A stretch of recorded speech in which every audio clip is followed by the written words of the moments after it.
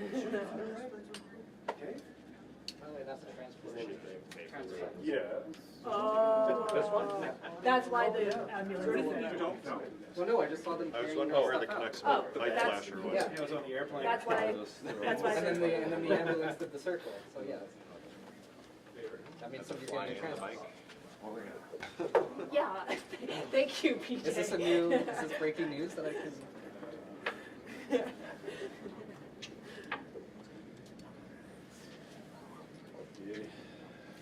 Well, glad we all stood up. Yep. Glad we're all ready to be. Not if you stand to the side. You can have a lot of fun. Are we doing puppets? Maybe basketball should be. That's probably something I've heard. Testing 1, 2. Basketball? Yeah. How many times did people tell you to play basketball? I wasn't good enough at the schools I Like went to. I've taught. Junior high, I was okay. That was my jam. I played basketball until university. But it was my got me in broadcasting because I announced the games.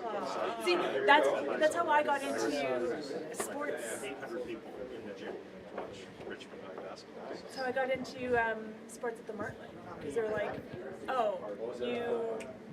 I know.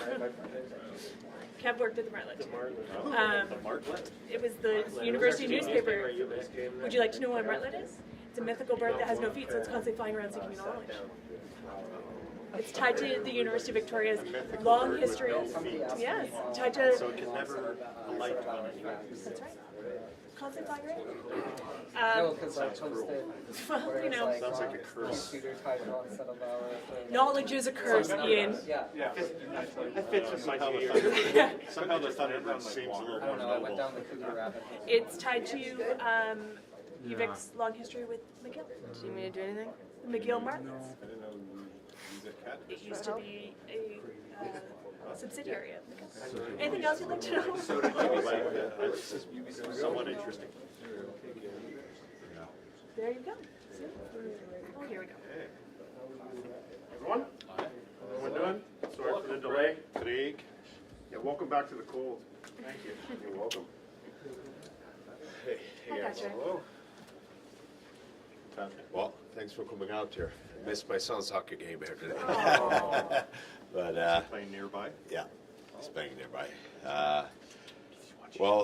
Thanks for you guys coming out here on a Saturday afternoon. I want to start off by obviously thanking JT Miller for his time here in Vancouver. Great hockey player, did a lot for the Vancouver Canucks on and off the ice, and it was a tough decision, but I'm happy for JT and his family and wish him all the best. I also want to thank Dan Tanainen, Eric Brenstrom, and Vinay Diane for their time here. So what is your plan now? You've made a lot of changes, obviously, last night. What will you do now? Will you give the group time to play and see how they do, or are you looking to make more changes?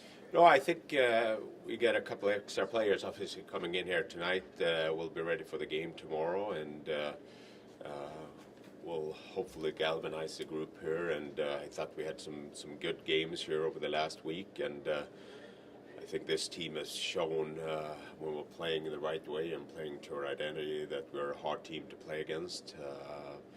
And as I said, hopefully this will galvanize and make our team better.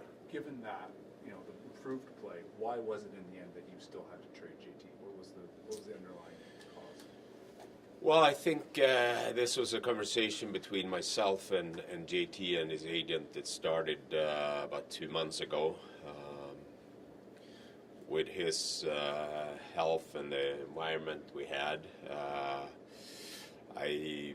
during the time and during the discussions leading up to yesterday, I felt that he probably needed a fresh start and where he was in his life and in his age and with his family, that this was the best option for him and the Vancouver Canucks. Based on Jim's comments the other day in the newspaper where he said, you guys tried, you thought you'd patch some differences up, if ultimately this was a personality conflict that couldn't be resolved, there lessons in it for you as a manager and for the organization just to make sure you're never back in this sort of position?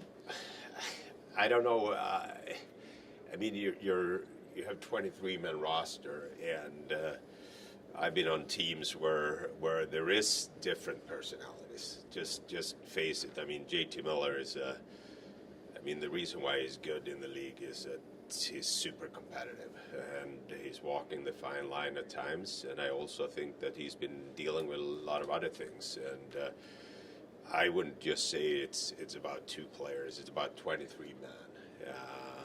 That in a dressing room, you hold each other accountable, and we're not running a country club here.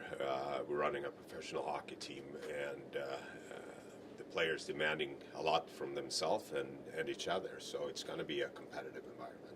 What's the key to making sure that environment isn't just competitive but cohesive going forward? After you lose a piece like that, I think that there could be some fracturing. How do you make sure that it's cohesive in that dressing room going forward? Well, I think that's up to the players. You're growing in the leadership, and it's my job to create an environment where the players feel safe. And you're building the culture, starting with our prospects and in Abbotsford and leading up to the big team here. The growth of Quinn Hughes as a captain during my time here has been impressive. How he's handled different situations. A lot of credit to the coaching staff and Rick Tocchet as well. Obviously, the coaching staff that I have, their experience and what they've dealt with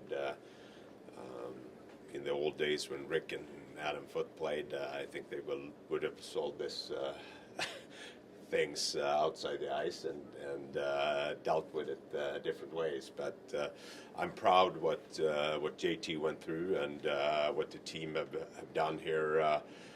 Getting together and talking, and again, winning solves a lot of problems. Patrick, is your roster better today than it was yesterday?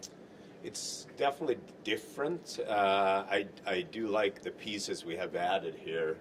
Marcus was a key piece for us. We've been looking since the summer, and those type of defensemen is hard to get, and I felt with him there wasn't a whole lot available on the market, and I didn't. A lot of teams ask for young players: Tom Willander, Minio, Kudratsev, Elias Pettersson. I feel that those guys are on their way to the big club, or some of them on their way to Abbotsford. So we didn't want to part ways with our young, good defensemen there.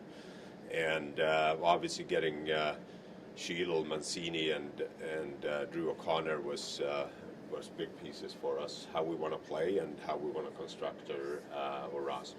So did you work on these 2 deals concurrently? I mean, it wasn't a 3-way trade, but it was kind of a 3-way trade. Did you know that you needed the Rangers pick to give to Pittsburgh to get Pettersson? You just talk about sort of juggling the 2 deals at once. I think my job is to always be ahead of things and communicate with teams around and see what's available. And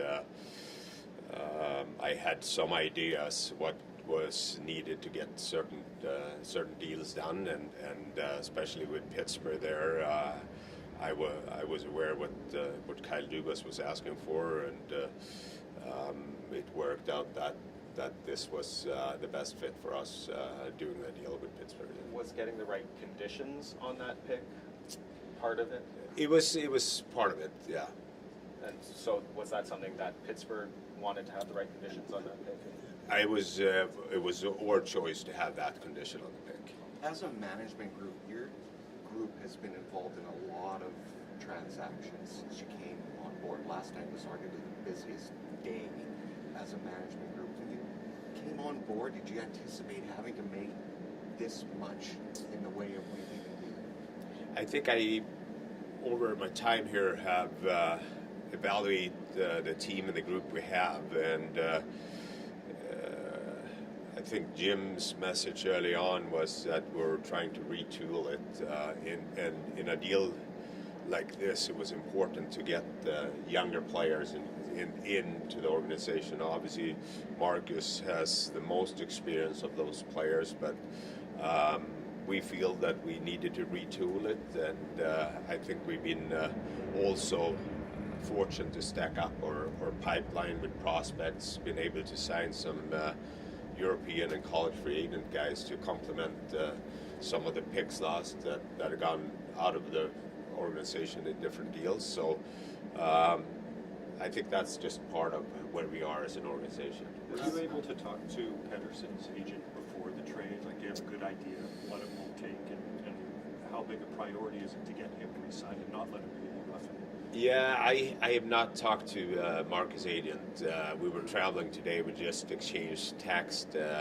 It's definitely a priority for us to get him signed. I know that Marcus is extremely excited.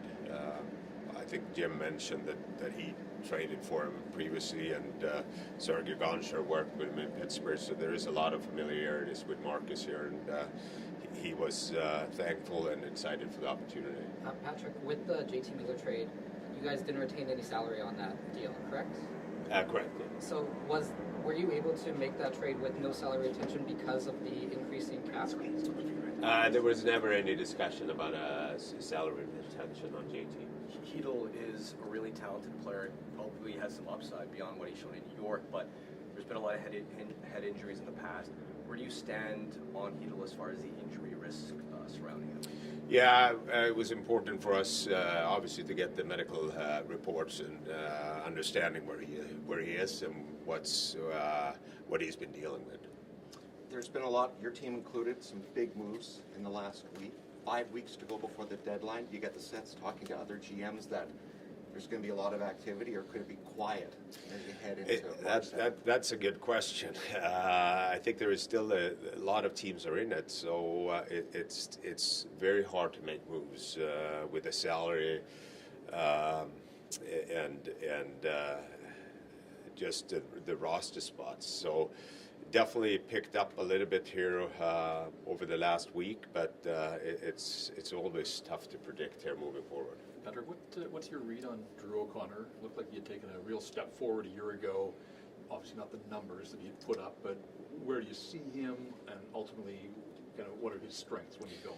Yeah, I see Drew as a winger. I know he played a lot as a center in Pittsburgh this year. Obviously, Talk likes players that can play two positions. Extremely strong skater. Good size. He played with Conor Garland at the World Championship 2 years ago, I believe. A really good athlete. So I think he is a guy that you can move up and down in the lineup and bring the speed and the forecheck. Is the expectation that all three of these NHL guys are going to be in the lineup tomorrow night? The expectation is that all four of them coming in here later tonight, and it's a coach decision who he wants to play tomorrow. But we have made some roster moves here today, and I think Kiefer Sherwood probably will be a game time decision as well tomorrow. Is there anything new on Brock Besser's situation? Well, we continue to evaluate Brock and conversation with his agent. In the end of the day, both sides need to find common ground there, but we'll see where it goes here over the next couple of weeks. So much of the discussion about JT has also included Elias for obvious reasons. Now that JT is somewhere else, how big is the challenge to get Elias back to the way he was this first half of last season and earlier? Yeah, I know that Elias is, again, as I said a couple of weeks ago, committed to do the right things, finding his way to play to the level where we all know that he's capable of, and he shows signs of going in the right direction. I know that he, is doing the extra work that is needed, and I hope that he is one of them that's going to continue to carry on the team and lead the team with the right way, playing the right way, and we need his production here moving forward as well. Did you and Jim discuss going public with the JT Pedersen rift before that Mason interview happened? Was that a discussion that you two had? I think Jim was and is an extremely honest man, so I don't think we needed to discuss it much. That was no secret. If you reach the deadline and there's no extension with Brock, would you be comfortable with the idea of keeping him as your own rental, or would you feel with an asset of that caliber that you don't want to risk losing him for nothing? I think it's too early to tell. I think we let's see how the next couple of weeks play out there, but there is definitely that option as well, and we still control him to July 1st. You have that cap space sitting there. Is that something you're going to try to add a player? We definitely have more flexibility here now. I think we're going to be a little bit cautious moving forward as well for next year, but definitely will give us more option to be involved if anything comes up here. Do you have an update on Quinn's health? We saw him look like he's a bit... Yeah, he finished the game there yesterday. Did not practice this morning, so they still evaluate him, and I would imagine he's a game time decision for tomorrow. Given the season that Quinn Hughes is having, did that heighten the pressure to make something happen this season, that make those trades and strike while the iron is hot and not let it go to waste? No, I think it depends here how the team comes together and play over the next couple of weeks here. Again, I think it's going to be a tight race all the way to the end of the year, and our mindset, it's not going to change. I think it's continue to have the next game mentality, which have served this group really well. Do you feel like if you had made different decisions in the offseason with your defense, with your blue line, that it wouldn't have made this trade necessary, or was this something that was probably going to happen? I think, obviously in the off season, there is a lot of things that plays in what's available, what's the cost of it. Once we had set the roster, I think we always had our sight towards potentially finding a top 4 defenseman. The cost and what was available this summer we couldn't get what we wanted, and therefore we constructed the roster as we did. That being said, I felt that when we are healthy, we're a hard team to play against, and that we have shown that against bigger, heavier teams. So going down in the postseason, every round is different, and I think this is something that I talk to the coaching staff, obviously in the off season, and what we would prioritize coming into the season. That being said, when you have injuries of Veronic and Quinn Hughes, who are top 2 defensemen on our team, puck movers, it made us more vulnerable. And then Forbert had gone through some difficult times off the ice, but again, when we have those guys in our lineup, I think they shown that we're, as I said, hard team to play against. What's the plan for Mancini? You said 4 guys are coming in. Is he going on the NHL roster? Or? He as of today, or with a transaction, he was going on the Abbotsford roster. The plan is to bringing him in here, depending on how health of our current roster is, but for the coaching staff to work with him. He obviously played 15 games in Rangers up to this point. And is DPD staying on the NHL roster, or are you guys going to send him to the AHL All-Star? I just informed him that unfortunately he's not going to the American League All-Star, so he's a game time decision for him tomorrow. Fair or not, accurate or not, the JT-PD thing, as Ian said, was kind of, it felt like it, from a perception standpoint, it felt, I think, to the fan base like it was one or the other. Do you worry about the extra pressure or what comes next, even from an outside perception, and how it might affect the leagues?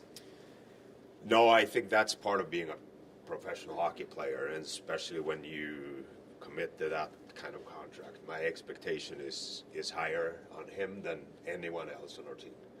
And I expect him to meet my expectation, and I expect him to meet his own expectation. And so far, he has not done that If you talk to him, he's disappointed, but he's aware of it, and I know that he's capable and he will work at it. I wouldn't say it was one or the other. This was something that, as I said 2 months ago in the discussion I had with JT, we felt for his, as I said, for his health and for the team's best, that this was probably a direction that was needed. Two more, please, I was two going more. to circle back on that. You said 2 months. Was there something that changed? Was there a breaking point at that? Well, I think part of it was for JT when he took the leave of absence there, and the conversation that him and I had after and leading up to that, and where the team was as well. That I have a lot of respect for him. I think has been a top player for Vancouver Canucks. So we worked together on this one, and he obviously had the full no move there. So he was aware of what I wanted to accomplish, and him and his agent Brian Bartlett was really good during this process. Sorry, just a quick follow-up. Did he request a trade then, or was it a mutual? This was something that JT and I discussed. He never requested a trade. This was during this 2 months. This was the best for him, as I said, for him and his health and his family, and for the Vancouver Canucks. Thank you. How many more Pedersons can you add to I was waiting for that.